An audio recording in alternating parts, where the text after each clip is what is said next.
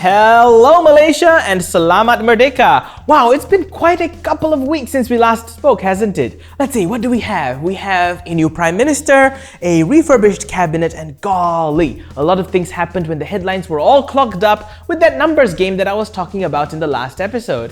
If you want to know what Fs you need to give about this semi-new government, check out our August episode of Fs to give. But for now, while there was no shortage of Fs given about our new Prime Minister Ismail Sabri Yaakob, some of us took our eyes off the elephant in the room, being COVID-19. Yes, we cannot forget that we are battling a massive pandemic that is still messing up the lives of many Malaysians, including yours and mine to some extent.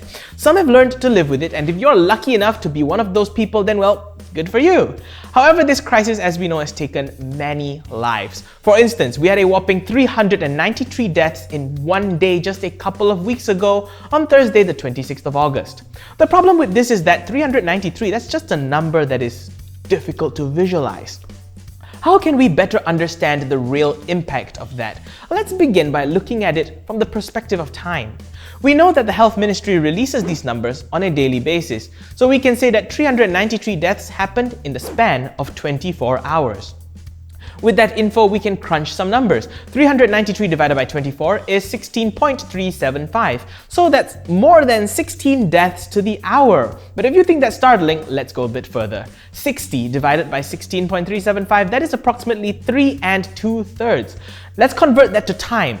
That is 3 minutes and 40 seconds. On the 26th of August, someone died of COVID-19 on average every 3 minutes and 40 seconds.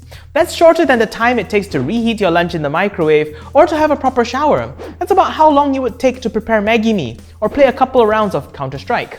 While it's not all bad news since our vaccination program has been bearing some fruit, remember that numbers are harder for us to process because, well, our brains don't really think in numbers.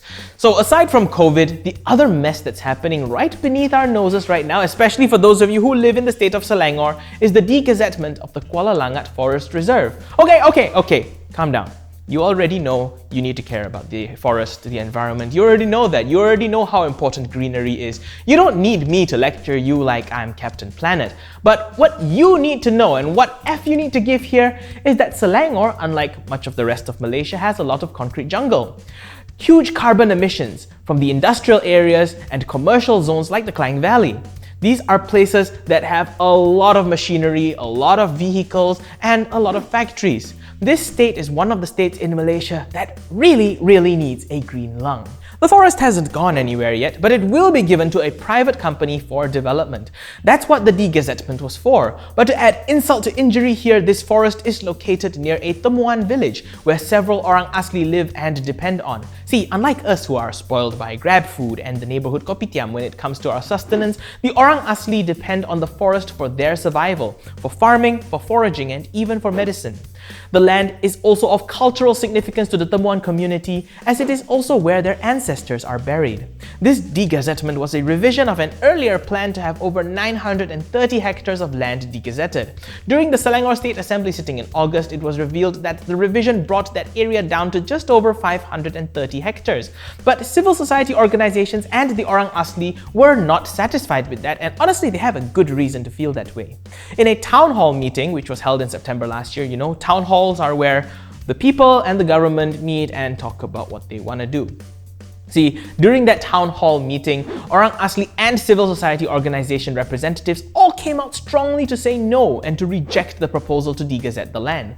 However, it was done hush-hush in May this year, and it was all kept secret until August. It was quite a shocking surprise to the Orang Asli community to hear about this, and certainly not a pleasant merdeka for them. As a Malaysian, this is basic due diligence and also due respect to those who took care of this land where we live well before many of our ancestors even set foot on this soil. So this merdeka, take a moment to understand this. It's the least we can do. Now before we wrap up, I kind of want to make a little PSA here. So I got into an internet fight earlier this month on my preferred cesspool being Twitter. I won't go into details, but I was airing some of my criticisms about our national vaccination rollout. And folks, just because I criticize something doesn't mean I hate it. Just like how maybe I might dislike something, but that doesn't mean I hate it either.